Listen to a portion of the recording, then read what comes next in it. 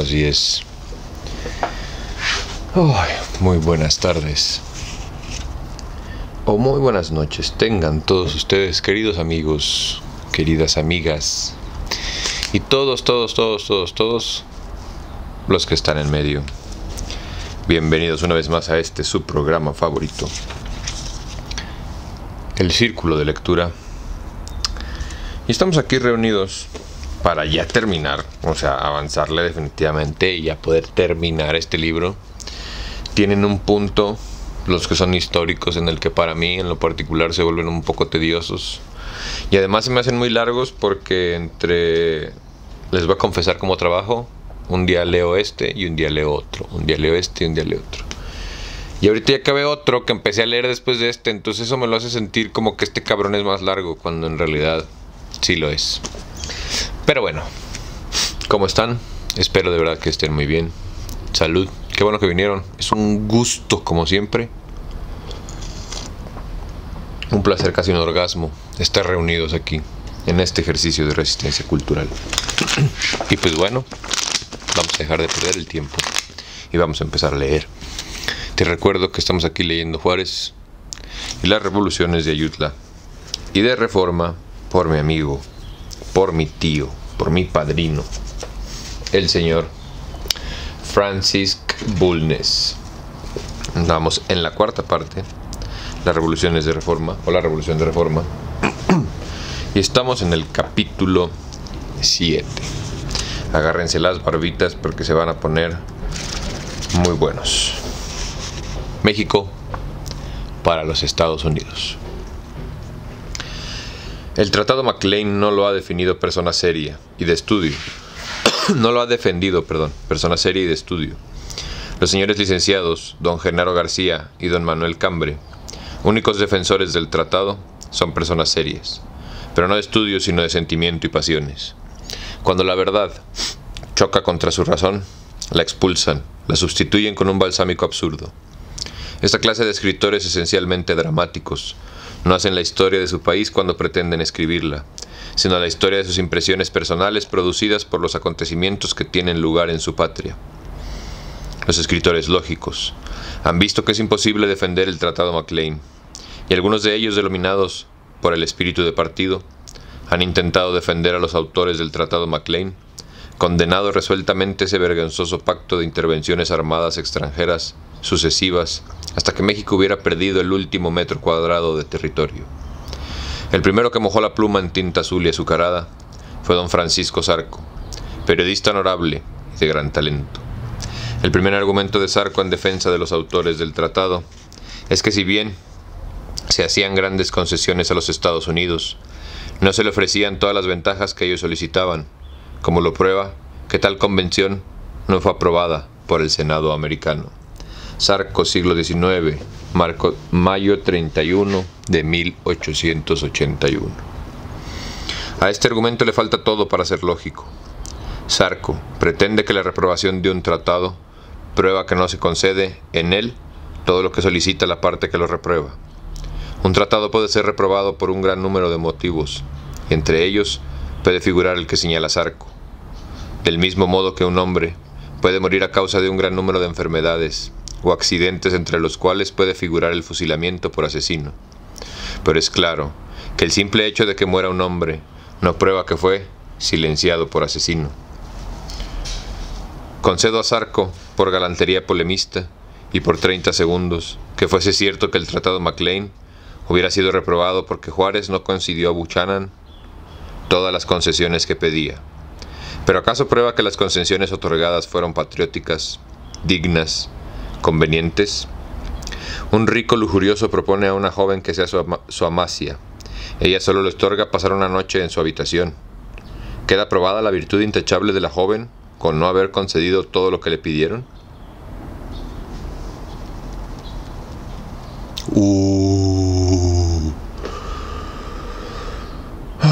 El gobierno norteamericano propone al mexicano la compra de 20 de nuestros estados federales a razón de 2 pesos por habitante.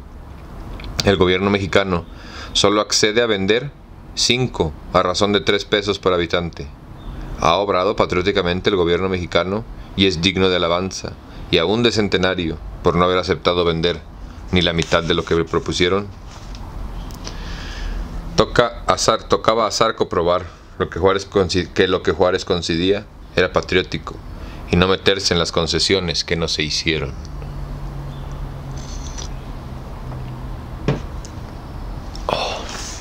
En 1904, algunos de mis impugnadores han hecho uso del infeliz argumento de Zarco, en mejores términos, pues me han dicho: la prueba de que el Tratado McLean-Ocampo no era tan ventajoso a los Estados Unidos es que lo reprobaron.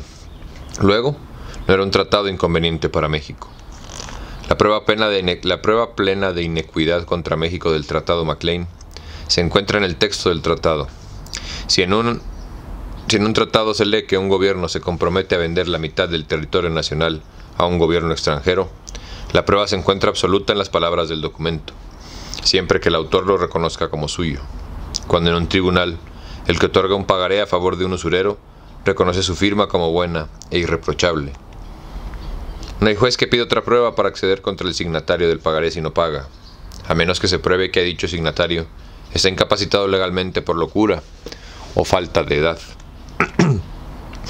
Supongamos que un rico lujurioso envía a un lenón a corromper a una joven para que sea su querida.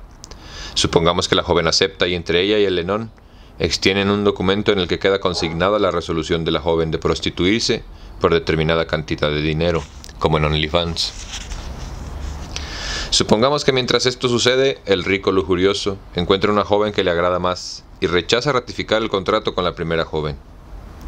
Se puede afirmar que no obstante el documento que prueba la promesa de prostitución, la joven no ha dejado de ser irreprochablemente virtuosa porque el rico rechazó rectificar el contrato de amaciato.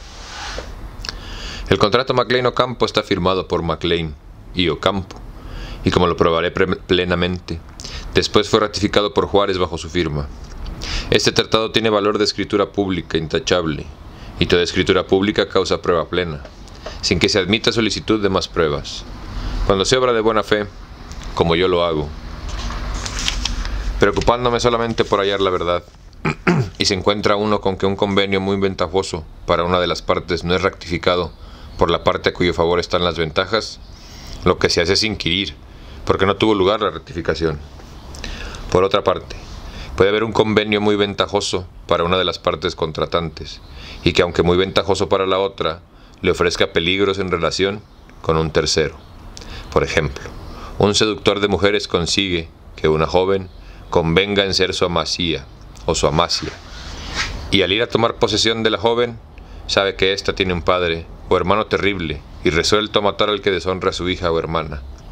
El seductor reflexiona que no le conviene dar o exponer la vida por un placer, y en consecuencia no ratifica el convenio. Tal negativa de ratificación no prueba que dicho convenio era honroso para la joven dispuesta a prostituirse. Es ya tiempo de que los mexicanos que buscan la verdad sepan por qué el Senado americano reprobó el tratado McLean. Chan, chan, chan. No saben el gusto que me da ser el portador de estas noticias a ustedes, pobladores y miembros del Internet y de la temporalidad infinita. Escuchen todos. En el año de 1819, los sudistas pidieron la incorporación del territorio de Missouri en la Unión como estado esclavista, al mismo tiempo que los nordistas pedían igualmente la incorporación del territorio de Maine como estado libre. Los nordistas estaban decididos a no abolir a la esclavitud, pero sí a restringirla, y para ello proponían no admitir en la Unión más estados esclavistas. El choque parlamentario en la prensa y la opinión fue tremendo. Los sudistas hablaron de separación y los nordistas de impedirla. Los acontecimientos amenazaban seguir una marcha trágica, cuando Clay propuso una transacción. Maine sería admitido como estado libre y Missouri como esclavista, pero quedaba para siempre prohibida la esclavitud en los estados que se establecieran al norte del paralelo 36 grados 30 minutos.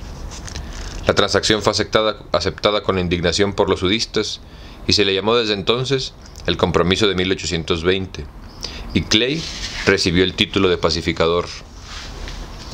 La esclavocracia sudista comprendió que el Compromiso de 1820 no era más que el primer golpe de una serie que iba que debía terminar con el último compromiso, destruir la esclavitud. Intentar inmediatamente la separación de la Unión era lo indicado. Tardar en ejecutarlo era cada día más peligroso, porque el norte se desarrollaba en población, en riqueza, en cultura, mucho más rápidamente que el sur. Pero la naturaleza de la esclavitud hacía peligroso el triunfo obteniendo la separación, pues una vez consumada esta, los estados libres que rodeaban a los esclavistas constituidos en nación independiente no habían de devolver a sus propietarios para que los castigasen a los esclavos fugitivos del sur, y la esclavitud quedaba amenazada de lenta, pero segura destrucción.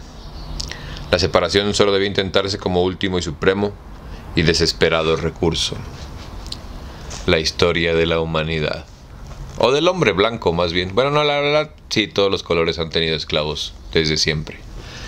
Eso no es algo exclusivo de la gente que nació cruda.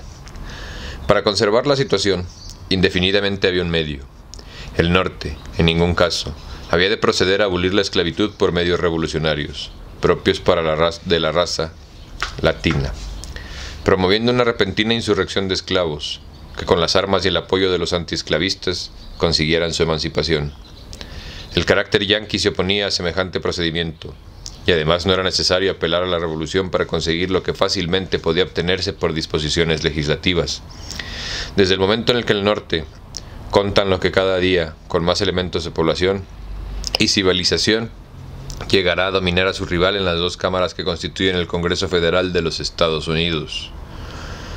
Mantener indefinidamente una mayoría sudista en la Cámara de Representantes era imposible desde el momento en que el número de ellos está en razón directa de la población. Pero no sucedía lo mismo con el Senado, donde todos los estados poblados o despoblados tienen igual voto para mantener el equilibrio en el Senado. Era preciso mantener en la Unión el mismo número de estados esclavistas que libres, y para ello el sur disponía de un número de hombres suficientes, pues la Constitución Federal solo exige 50,000 al más de población para constituir un estado. Pero si bien el sur contaba con la población para constituir en 1830 80 estados federales, y el compromiso de 1820 lo privaba del territorio para recibir el elemento humano y constituir estados, como he dicho, con el importante objeto de tener en el Senado igual número de votos que los del norte, y hacer imposible cualquier disposición legislativa contraria a los intereses de la esclavitud. No era, pues, una ambición agraria lo que dominaba en el sur, la necesidad de nuevos territorios, sino la ambición de conservar sus cultivos, sus riquezas, sus poderes, sus cautivos, en una palabra, su vida opulenta, basada en la inmoral institución esclavista. Esta necesidad de equilibrio de fuerzas políticas con el norte determinó a los sudistas a procurar la independencia de Texas, su anexión a los Estados Unidos y la guerra con México, pues solo la absorción gradual de la República Mexicana podía proporcionarle suficiente territorio para fabricar estados y hacer durar por lo menos un siglo la esclavitud, base de su existencia según el criterio que sostenía que sin esclavitud no era posible la agricultura que los enriquecía. Ejercicio del día. ¿Ya cambió? ¿En realidad los inmigrantes que viven en Estados Unidos no son esclavos? ¿En realidad tú, ser humano que me estás escuchando, compañero revolucionario, camarada, no eres esclavo de la tarjeta de crédito? ¿No le debes hasta las nalgas al banco por querer tener un estilo de vida que la neta no te alcanza? ¿Somos o no somos esclavos, mis ñeros? Porque yo sí trabajo para ganarme el pan. Una vez firmado el Tratado de Guadalupe Hidalgo, que terminó nuestra guerra con los Estados Unidos, los esclavistas creyeron que todos nuestros despojos que quedaban al sur del paralelo del 36 grados, 30 minutos, iban a ser dedicados a la esclavitud. El primer fracaso que tuvieron fue perder la elección presidencial que recayó en el general Taylor, quien nos ganó la batalla de Angostura, y que pertenecía al partido Whig. El segundo golpe fue aún más decisivo. En otoño de 1848, se descubrieron en la Alta California los famosos placeres de oro, acontecimiento que trajo una gran afluencia de aventureros de todas las razas, pero resueltos por el trabajo libre, lo que en un año formaron una población bastante numerosa para llenar las condiciones constitucionarias necesarias a un Estado. Organizaron un gobierno Hicieron una constitución que prohibía tener mintamente la esclavitud. Hicieron una constitución que prohibía terminantemente la esclavitud y pidieron al Congreso de los Estados Unidos ser admitidos en la Unión como Estado libre.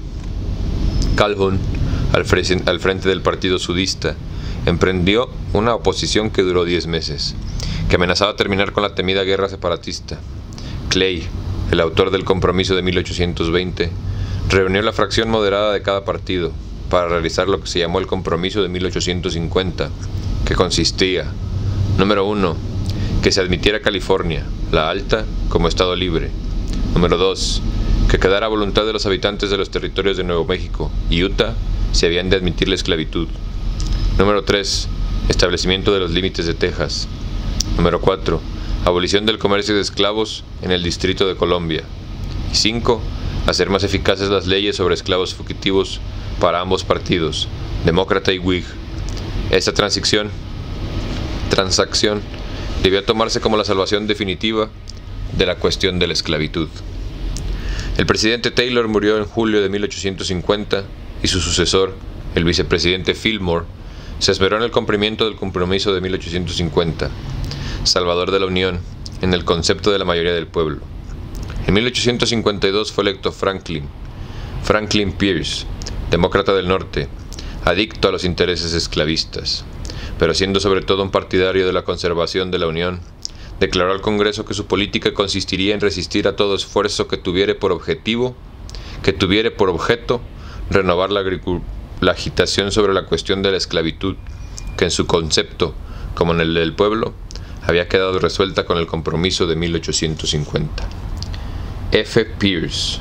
Mensaje al Congreso del 1 de diciembre de 1853. No sé qué significa la F, probablemente fucking Pierce. Jijiti.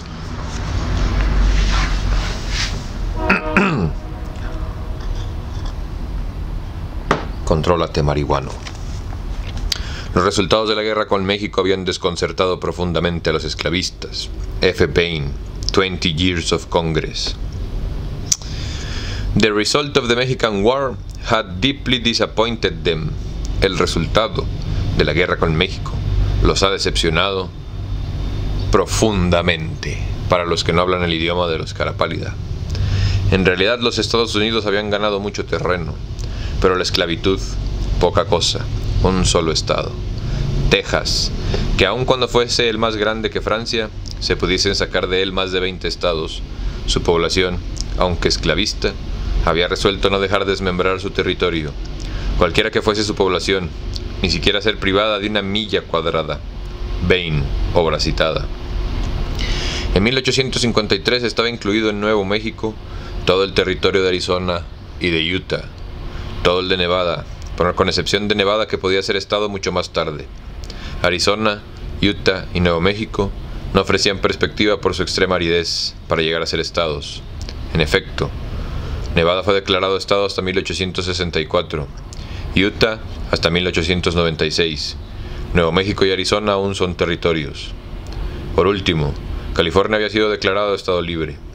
En suma, la guerra con México había producido al norte un estado, California, y otro al sur, Texas. Pero como el equilibrio con el Senado de estados libres y esclavistas se había restablecido con la anexión de Texas como estado esclavista, la admisión de California como estado libre lo había roto todo, lo que desesperaba a los sudistas, que habían logrado conservar dicho equilibrio desde 1812. El porvenir para el sur estaba amenazante. No contaba con territorio para ser estados esclavistas, mientras que el norte disponía para ser estados libres extensísimo territorio. Entonces fue necesario volver a fijarse en México, enmendar la cuestión de límites entre Nuevo México y nuestro estado de Chihuahua, e invadir con tropas federales la Mesilla. Efectuada la adquisición de la Mesilla, la inmigración sudista, indispensable para fabricar un estado, no quiso acudir, pues el terreno había sido estudiado y reconocido como improductivo. La situación para la esclavocracia dominante en los Estados Unidos era en 1854 extraordinariamente crítica, pero contaba con hombres audaces, hábiles, de gran valor, sin escrúpulos y sólida y admirablemente organizados. concibieron dar un golpe extremadamente audaz, atendiendo a que por medios ingeniosos e inmorales tenían aún mayoría en ambas cámaras, mayoría en la Suprema Corte de Justicia, y que el presidente Pierce era enteramente suyo y capaz de faltar a su palabra empeñada con el Congreso, resistir a toda tentativa para renovar la agitación por el Estado esclavista, resuelto definitivamente por el Congreso de 1850. El golpe audaz era echar abajo el compromiso de 1820, respetado 34 años y visto como sagrado por la nación, tan sagrado en el concepto público como la ley constitucional. The acting generation had grown to manhood, with profound respect and even reverence from the Missouri Compromise, and had come to regard it almost as sacredly as though it were part of the organic law of the Republic.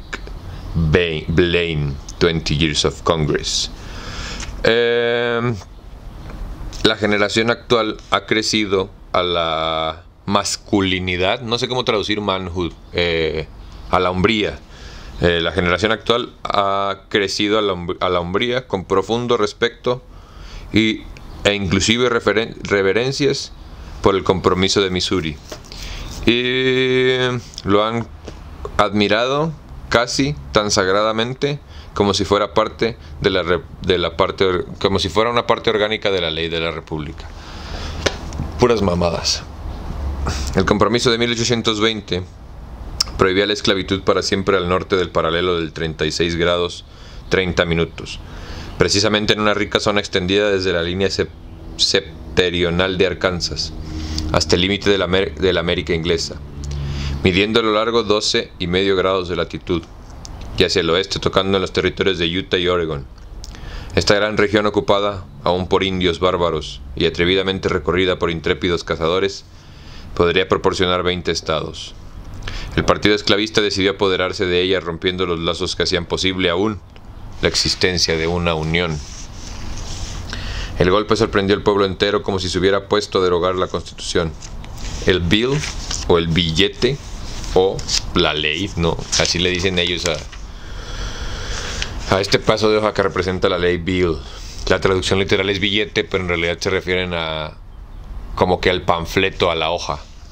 El bill se le denominó Kansas, Nebraska, y proponía dejar a los habitantes de los expresados territorios la elección libre de admitir o rehusar la esclavitud. El bill fue sostenido por el presidente, por toda la administración, por todo el partido, con excepción de algunos de sus prohombres que veían de lejos una catástrofe. Se pusieron al bill los viejos demócratas Benton Bell y Houston, el vencedor de Santa Ana, del pendejo de Santa Ana, y el expresidente de Texas, y los partidarios francos y exaltados del suelo libre, Free Soil, que es suelo libre en español. Chase, Wade, Everett, Sumner y Seward. La discusión fue muy violenta. Sumner pronunció su famoso discurso llamado al bill, el crimen contra Kansas. El senador esclavista Brooks no pudieron contener su ira. Contestó el discurso a golpes de bastón sobre Sumner, al grado de dejarlo mortalmente lastimado, a la madre. Y el senador esclavista Brooks, no pudiendo contener su ira, contestó el discurso a golpes de bastón sobre Sumner, al grado de dejarlo mortalmente lastimado. El bill atentatorio fue votado a las dos cámaras y promulgado como ley en 1854. No, hombre, está buena la novela, güey. Y tú diciendo al principio que estaba aburrido, pinche sicón. El partido Whig, siempre tibio y vacilante, quedó completamente deshecho. Una de sus facciones se constituyó en un nuevo partido anodino, pues su programa era hacer severas leyes de naturalización para restringir la acción de los extranjeros en la política. La ruptura del compromiso de 1820 sirvió para colocar frente a frente dos partidos radicales, el esclavista y el antiesclavista, que tomó el nombre de republicano. Pero aquí no está muy claro, ¿no? ¿Quién es el esclavista y quién no, güey? Si el demócrata o el republicano. Yo honestamente creo que los demócratas son los esclavistas, güey. Honestamente se los digo, de corazón conspiranoico y de corazón estudiado. Creo que realmente la democracia es una mentira muy bien estructurada, un esquema Ponzi, un negocio pirámide para mantener a la gente oprimida, pobre, jodida, como en la esclavitud, pero con esta mentira que también manejan los cristianos del libre albedrío, ¿no? Te hago pensar que tienes elección, pero en realidad el que decide soy yo. Vamos a hacer ejercicios de este índole en este canal, de una vez les aviso, porque el que avisa no es traidor. Que voy a tener varias encuestas, las cuales voy a tener súper maquilladas para demostrar como que esta parte del falso sentimiento de control, ¿no? Esto que te dicen tus youtubers promedio, de que sí, dime lo que opinas y ustedes son los que deciden sobre de este canal. No manchen, todos estamos jalando y esto nos genera dinero. ¿Tú crees que les van a dar chance a ustedes de decidir sobre las carteras de ellos? Carnal, ponte las pilas, muñeca. Nos decía nuestro youtuber famoso, nuestro tiktoker famoso, importantísimo. O cómo se llama el otro ñero que me encanta, el Sol de Nesa. Mi perro, un saludo.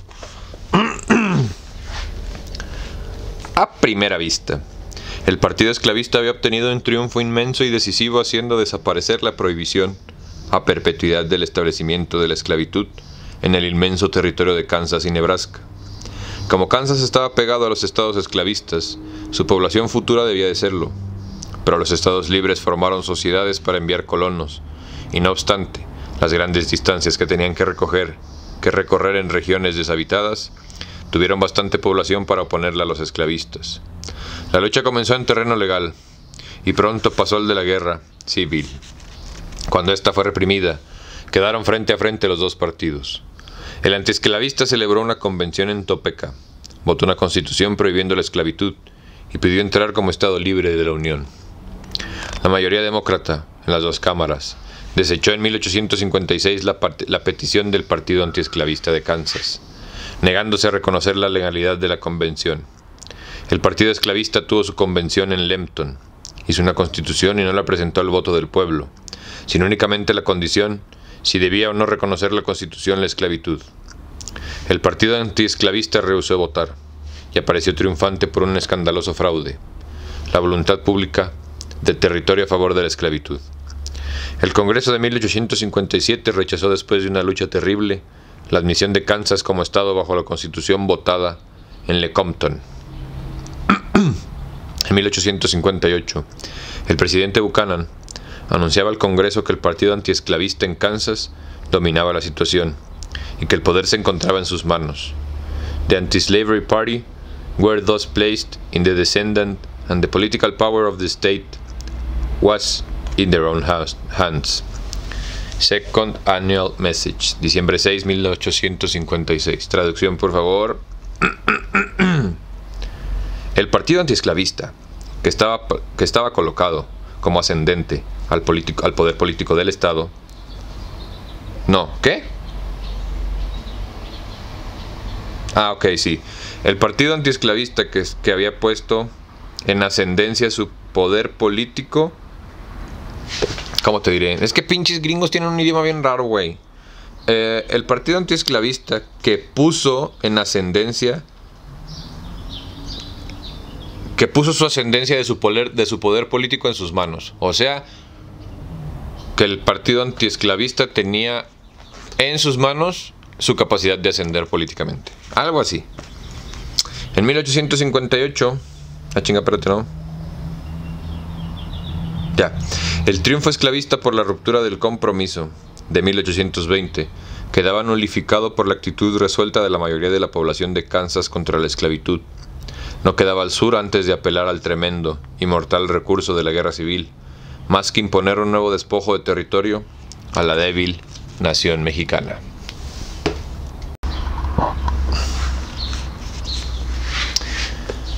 Mr. Buchanan, que nada desfavorable para nosotros había dicho en su mensaje de diciembre en 1857, revela al Congreso en el del 58 que México ha causado mucho daño en sus personas y propiedades a los ciudadanos norteamericanos residentes en nuestro territorio, y que solo las reclamaciones pecuniarias correspondientes ascendían a más de 10 millones de dólares. Anuncia además que su ministro, en México, había reconocido al gobierno de hecho emanado el Plan de Tacubaya. Mr. Buchanan pidió al Congreso autorización para posesionarse de la porción suficiente de territorio mexicano en calidad de prenda y guardarlo hasta que las injurias fueran reparadas y satisfechas las reclamaciones, montando, como he dicho, a más de $10 millones. I should at once have recommended to Congress to grant the necessary power to the President to take possession of a sufficient of the remote and unsettled territory of Mexico, to be held in pledge until our injury shall be redressed and our just demand be satisfied. Fíjate qué chistoso, paréntesis cultural, que la primera aparición de México con X en este perro libro, abajo de mi dedo índice, es en inglés, güey. Qué cagado funciona la RAE. Recomendaré de inmediato al Congreso que me dé el poder necesario como presidente para tomar posesión de un suficiente pedazo del territorio remoto y no colonizado de México para ser mantenido como garantía hasta que las injurias que se basa nuestra demanda sean satisfechas. O sea, güey, esos putos siempre les ha gustado venir a sacar de este país lo que les falta. Hasta que llegó el famoso cabeza de algodón. Respect para el señor. Y si no les gusta, lárguense de mi canal a la chingada. No se conformaba Mr. Buchanan con tan poca cosa. Se quejaba de que los indios bárbaros, habitantes de la frontera de México y Estados Unidos, cometían frecuentes depredaciones en territorio de la Unión, que no castigaba el gobierno mexicano cuando le correspondía, y en consecuencia pedía al Congreso autorización para establecer en el norte de nuestros estados de Chihuahua y Sonora un protectorado que duraría hasta que a juicio del gobierno norteamericano, los gobiernos de Sonora y Chihuahua estuviesen en aptitud de ofrecer serias garantías a los ciudadanos de los Estados Unidos. En suma, Mr. Buchanan nos sentenciaba a perder los estados de Chihuahua y Sonora, y los que servirían de prenda para responder de más de $10 millones que importaban las reclamaciones. Tal era la revancha que el partido esclavista había pensado tomar por el fracaso de la esclavitud en Kansas y Nebraska. Bajo estos amistosos auspicios se presentó Mr. McLean, ministro plenipotenciario cerca del gobierno de Juárez, nombrado y suficientemente instruido por Mr. Buchanan.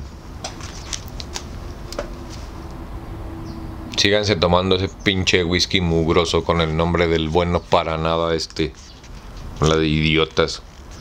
Al saber que México, el gobierno reaccionario de Mr. McLean, había reconocido el nombre de Estados Unidos al llamado gobierno constitucional, estableciendo en Veracruz, publicó una protesta firmada por don Manuel Díez de Bonilla, ministro de Relaciones Exteriores, que contiene 4 interesantes declaraciones.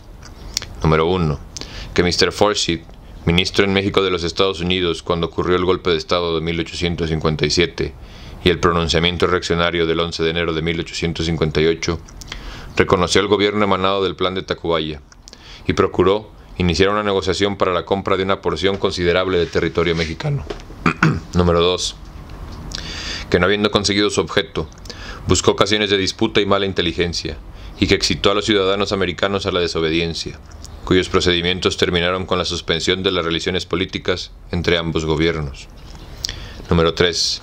Que el gobierno reaccionario toleró esa mala conducta, solamente para hacérsela conocer al gobierno de los Estados Unidos, el que en vez de censurar el comportamiento de su ministro, y para hacer manifiesta su hostilidad, y patentizar su deslealtad al gobierno reaccionario, reconoció al liberal establecido en Veracruz, al cual había reconocido con el objeto de revestirlo de la legitimidad y autoridad necesarias para que enajenase a los Estados Unidos parte del territorio mexicano.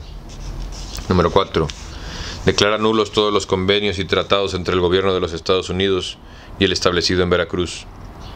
Mr. McLean, al conocer la protesta del gobierno reaccionario, procuró impugnarla, y lo hizo bastante mal.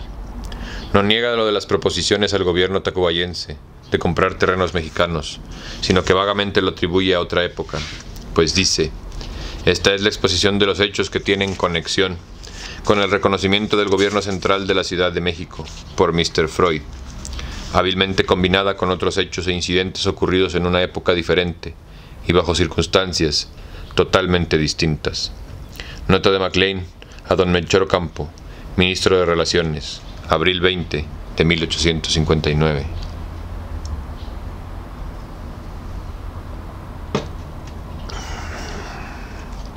Todos los presidentes esclavistas de Estados Unidos habían dado pruebas de perfidia, mala fe, cinismo, inconsecuencia, deslealtad, incorrección y desprecio completo por los usos y leyes internacionales en su conducta respecto de México, muy especialmente el general Jackson y el advendizo Polk, y con excepción de John Quincy Adams y Van Buren. La política esclavista no había sido más que una política de mentiras, intrigas y atentados muy censurables, algunos de ellos de carácter pirático. La táctica de la diplomacia de los sudistas americanos para la obra de nuestro despojo había sido primero hacernos proposiciones de compra de territorio, y como eran rechazadas estas por el gobierno mexicano, buscaban, como dice Bonilla en su protesta, ocasiones de disgusto y mala inteligencia, y excitaban a los norteamericanos residentes en México para que resistieran a las leyes y para que hicieran toda clase de reclamaciones, la mayor parte de ellas falsas e inicuas. Las reclamaciones a México llegaron a constituir una especie de oprobiosa industria. Todo americano sabía que podía robar al pobre tesoro mexicano, acudiendo a un presidente sudista para que apoyase cualquier fraude. Nada de imposible, ni de improbable, sino todo lo contrario. De seguro era que Mr. Forsyth, que había sido uno de los más activos agentes esclavistas para despojar a México de Texas, hiciera en 1858 con el gobierno reaccionario lo que habían hecho con el gobierno de Guerrero, el ministro de Poinsett, propietario de negros, el ministro Butler, igualmente negrero, lo que había hecho Mr. Ellis en 1837, y en general todos los esclavistas, que era tratar de forzar la voluntad del gobierno mexicano por todos los medios posibles y por inmorales que fueran, para despojar gradualmente de su territorio a una nación débil, desgraciada, pero que tuvo siempre a su lado la razón y la justicia. Como paréntesis cultural, además de que le cagamos a los gringos porque no somos blancos, que vengan y le topamos y ya, ¿no? Pero bueno, esa es otra historia. Chinguen a su madre, pinches caras pálidas, güey. Me caen gordos, la neta. Se me fue el pedo de lo que iba a decir por hater, güey. Que aquí en México no había esclavitud, güey. Sí teníamos un tipo de esclavitud o como un sistema parecido de castas famoso, que hasta la fecha existe. Mi amigo de la clase media y mi amigo de la clase baja, ¿no? Son otro tipo de nombres de castas, baboso. Pero bueno, yo quién soy para decirte qué pedo. En México había el sistema de castas que directa o indirectamente pues no eran esclavos, güey, ¿no? O sea, sí eran, pero no eran esclavos. Sí estaban amarrados bajo un sistema de honor y de sí era un tema como honorable, ¿no? Porque sabían además que nuestros antepasados, si en algo basaban su cultura en el honor, en el respeto a uno mismo. Entonces nuestra palabra es muy importante, güey, recuérdalo, mexicano. Pero bueno, no eran como seres humanos propiedad de otra persona, güey, sino que les debían servidumbre. Que bien que mal, güey, aunque está de la verga, es diferente. Entonces, por eso, a los pito chico cara pálidas de allá arriba de la frontera les caíamos gordos desde el principio, porque los morenos oscuros, güey, se brincaban la frontera de este lado. Hay cantidad y cantidad y cantidad en este tipo de libros de nombres y de caudillos y de soldados y de representantes afros que brincaron de allá para acá, güey, porque pues allá estaba de la verga y aquí estaba más tranquilo, güey. Y aquí ellos podían vivir libremente si no le debían servilismo a nadie, güey. O inclusive ellos podían tomar la decisión de llegar con Juan Pistolas y decirle: Juan Pistolas, la neta no tengo jale, güey, no te hacen falta peones, venga, chemijo, que ahora es parte de mi hacienda. Pero era una cuestión voluntaria, güey. Salirse era un pedo, pero entrar era voluntario. Que eso es lo que hace toda la diferencia, güey. Un poquito parecido a las pandillas. Pero bueno, continuemos. Muchas gracias. Estos fueron sus 5 minutos de cultura general. Ahora, no me crean, güey. Búsquenlo. Búsquenlo, por favor. No me crean, búsquenlo.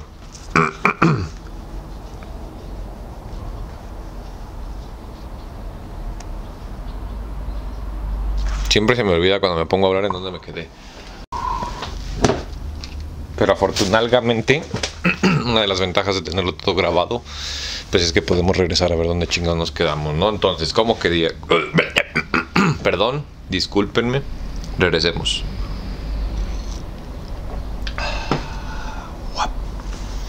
¿Cómo era posible no creer que el presidente Buchanan no apetecía territorio mexicano en 1858, cuando yo entonces, el Partido Esclavista, conocía la resolución del territorio de Kansas para rechazar la esclavitud?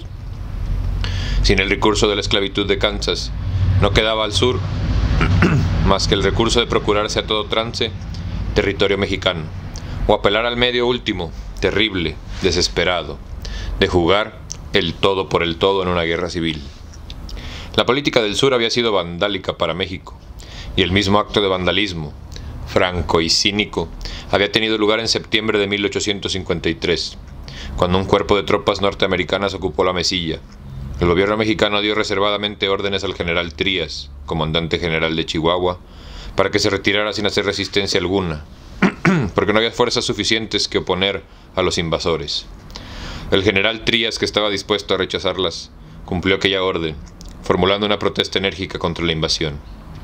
Según también se le había mandado, y casi al mismo tiempo, el gobierno abrió negociaciones con la legación americana, de las cuales resultó el tratado que firmó 2 o 3 meses más tarde, el 30 de diciembre de 1853, que fue el de la venta de la Mesilla. Si se hacia Santa Ana, el moderado presidente esclavista, Franklin Pierce, le impuso con las armas el tratado de la Mesilla, no es increíble que el presidente Buchanan, que se hallaba angustiosamente urgido por conseguir terrenos a los esclavistas, al galado de exponer a su patria a una colosal guerra civil, se hubiera obtenido de hacer algunas simples proposiciones de compra de territorio mexicano al gobierno tacubayense, como oficialmente lo asegura en la protesta de Supremo Gobierno el ministro Díez de Bonilla.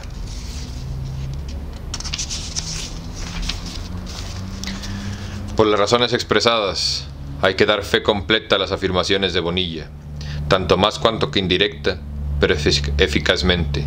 Están sostenidas por uno de los prohombres del partido clerical, el presbítero don Mucio Valdovinos.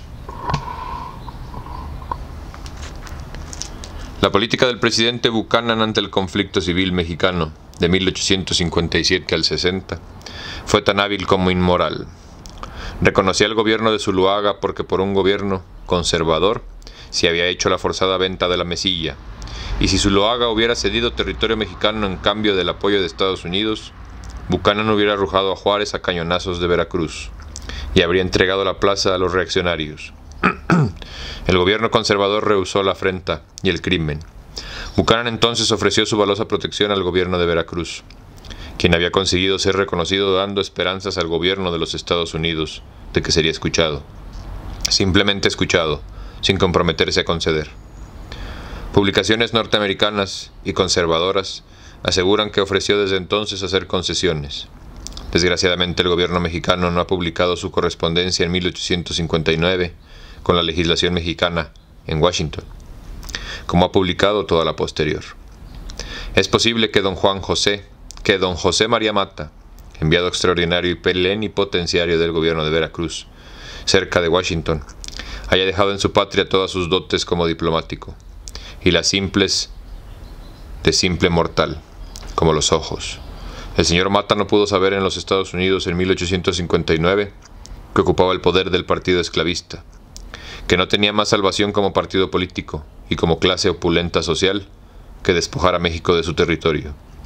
En tal concepto, su reconocimiento y favores los tenía que cobrar muy caro, haciéndolos pagar a México con territorio, soberanía y humillaciones. La diplomacia patriótica del señor Mata debió ser apoyarse decididamente en el partido antiesclavista, o sea, el republicano. Lo voy a repetir: el partido antiesclavista, o sea, el republicano. Para los que no sepan, el republicano es Trump y el demócrata es el homosexual, ese protegedor de enfermos sexuales, Biden. Soberanas humillaciones. La diplomacia patriótica del señor Mata debió de ser apoyarse decididamente en el partido antiesclavista, o sea, el republicano, para salvar a su patria de las combinaciones piráticas del elemento esclavista, a quien le debíamos la pérdida de más de la mitad